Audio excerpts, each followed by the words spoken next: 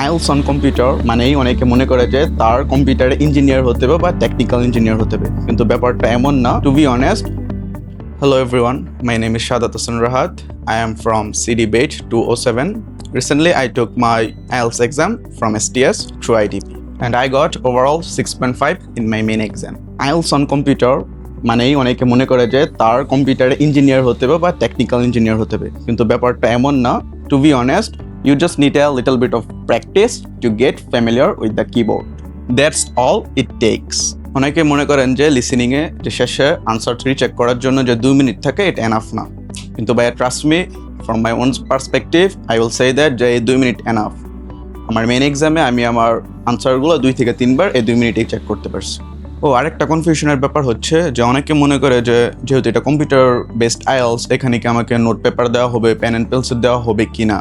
যে অবশ্যই এখানে পেন অ্যান্ড পেন্সিল আপনাকে প্রোভাইড করা হবে, আপনি যে কোনো মডিউলে সেগুলো ইউজ করতে পারবেন। অল মডিউলে এগুলো প্রোভাইড করা হয়। পার্সোনালি আমি এটা বলতে চাই যে রাইটিং মডিউলটা আমার জন্য সবথেকে বেশি বেনিফিশিয়াল ছিল।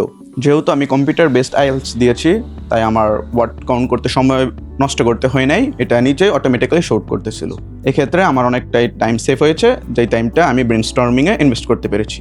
যদিও হ্যান্ডরাইটিংয়ের জন্য আইএলসে কোনো নেগেটিভ মার্কিং নেই, তবুও আমার হ্যান্ডরাইটিং অনেক জঘন্য।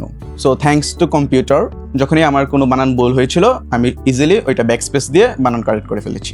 So my overall answer was pretty neat and clean. The major plus point of the আইওসে ইজ দ্য ডিউরেশন। যেখানে পেপার বেসডে আমাদেরকে অ্যাটলিস্ট 13 থেকে 14 দিন রেজাল্ট পাওয়ার জন্য ওয়েট করতে হতো, সেই জায়গায় আমরা আইওসে দিলেই উইথিন 24 to 48 আওয়ার্সের মধ্যেই আমরা আমাদের রেজাল্টটা পেয়ে যাচ্ছি।